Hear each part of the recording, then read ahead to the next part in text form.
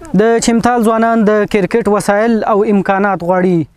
دوی وایي د لوبو لپاره معیاري میدانونه، اړین تخنیکي وسایل او امکانات نه لري چې له امله یې دلته ډیر استعدادونه پټ پاتې دي.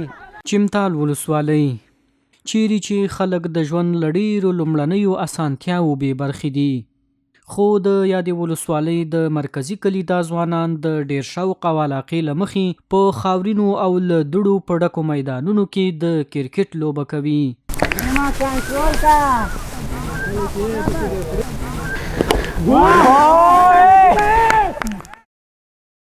په دغه ولسوالۍ کې د کرکټ داسې نورې ډېرې لوبډلې هم شته چې د امکاناتو په نشتون کې بیا هم هر مازدیګر د کرکټ په لوبې خپله تنده ماتوي.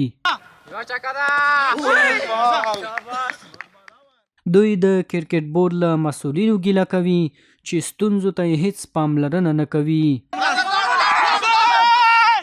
نو دلته خو تاسو خپله وینئ چې په چمتال کې البته په ټولو سیمو کې یوه ستونزه دا ده چې دا د کر مځکې دي. یو خو د لوبو امکانات دلته بیخي نشته دي او که چېرته وي هم له صفر سره ضرب دي. په دې معنا باندې چې دلته ټولې ځمکې چې دي کرنیزې ځمکې دي، نو چې کله مځکه بیکاره شي هغه نو بیا لږ وخت داسې وي د یو څه وخت لپاره وي چې دغه ځوانان هغه خپله د لوبې تنده په همدغه ځایونو کې لوبه وکړي او خپله هغه تنده پرې ماته کړي. نو ستونزې ډېرې زیاتې، خو دوه عمده ستونزو ته به زه اشاره وکړم چې هغه دا دي، یو د مسلکي اکاډمۍ نشتون په کلیوالو سیمو کې، او بل مهمه خبره د امکانات دی. دغه دوه هغه عمده لاملونه دي چې زموږ ځوانان نشي کولی په همدې برخه کې پرمختګ وکړي. دغه ټیم کې موږ هم لوبه کوو، خو دلته داسې خاص امکانات تر اوسه پورې نه د کرکټ بورډ له طرفه نه د مسؤلینو له طرفه هیچا له طرفه تر اوسه کوم خاص کومکونه نه دي شوي، او د هلکان حتی هغه زیاتره هلکان په څپلیو کې لوبه کوي. بوټان نور هغه بیټونه بالونه هیڅ امکانات هم نشته. هغه ابتدایي امکاناتو نه دوی استفاده کوي، بیچارهګان خپله یې اخلي او په همغه باندې خپله لوبه کوي، خپل شوق پې کوي. خلاص امکاناتو بیخي چا خبره هیڅ دي، نو امکانات بیخي کم دي. که چېرته ما ته وکتل شي زما پښې نو خپله مې بوټان نه دي اچولي، نو همدلته کرکټ کوم. او همدارنګه که دا نور هلکان وي دوی بوټان نه لري، او همدارنګه بیټ نه لري، صحیح بیټ نه لري، او همدارنګه بالنګ او د بیټ دپاره دستکش یو دا شیان بیخي په هیڅ شي باندې موږ خپل کرکټ مخ ته بیایو. په دې ولایت کې د کرکټ بورډ ولایتي مسؤل یادې ستونزې مني او وایي هڅه کوي چې تر خپله وسه پورې په کلیوالي سیمو کې د کرکټ په برخه کې شته ستونزې هواري کړي.